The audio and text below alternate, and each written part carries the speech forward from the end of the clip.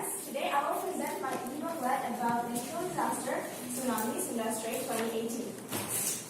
So tsunami is actually an extremely large wave caused by a violent movement of the earth under the sea. Now we'll learn about what causes a tsunami and what tsunami causes.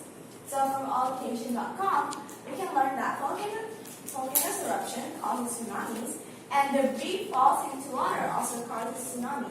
Now, example of debris fall into water is landslides, and there's also, if you guys know, in Arctic, there's a huge cliff of ice, and if the ice started melting and the huge chunk of ice fell into the water, it will cause a great tsunami, because that is what happened in the movie Titanic 2.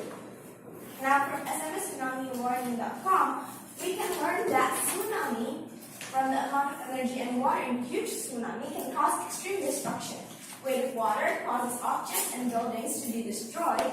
Tsunami water can cause flood, and flooding and contaminated water can cause disease. Example of that is there's once a tsunami in Japan, and the flood water contains nuclear waste, and that is an example of contaminated water.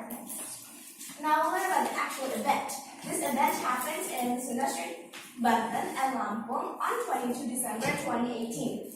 The damage that it caused is that much of the island of Anak Krakatau has collapsed into the sea. More than 400 structures, including villas and resorts, were heavily damaged or even destroyed. The PLN reported that at least 248 of their power stations were affected, and 41 power lines were toppled by the tsunami. Now, when the tsunami happens, actually, the PLN have turned off the electricity to prevent anyone to get electrocuted. And the government of South Lampung Regency reported a preliminary damage cost of 202 billion rupiah. At least 426 people died, 7,202 hurt, and 23 people are not yet found.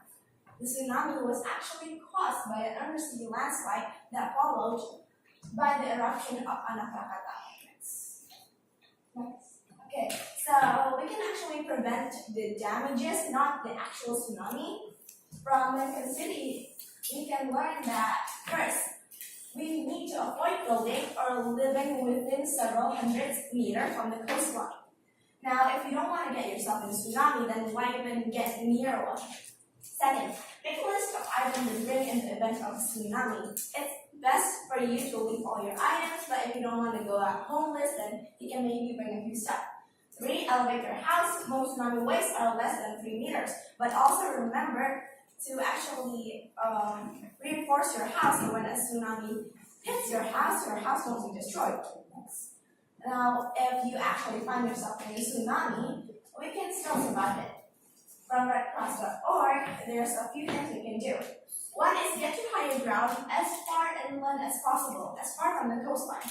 And second, avoid building from which heavy objects might fall during an active drop, because you don't want to get yourself buried under all those debris. Now 3, continue to listen to local news for information and return only when authorities say it is safe to do so. Next. My summary for all this e-booklet is tsunami can be a super deadly natural disaster. Tsunami is actually an extremely large wave, and it may be caused by other natural disasters like volcanic eruptions and earthquakes and even landslides. To prevent the damage of a tsunami, not building near the coastline is probably the best idea. But if you did find yourself in a tsunami, you can always find a higher ground where you will be higher than the tsunami. In conclusion, tsunami may be destructive, but to survive tsunami is still a possible thing to do. Next. The Bible verse is Psalm 93, verse 4 from the English Standard Version. Mightier than the thunders of many waters, mightier than the waves of the sea, the Lord on high is mighty. So, how dangerous a tsunami is, we still need to know that the Lord is greater than how dangerous a tsunami can be. Thank you, Miss Amy and Friends.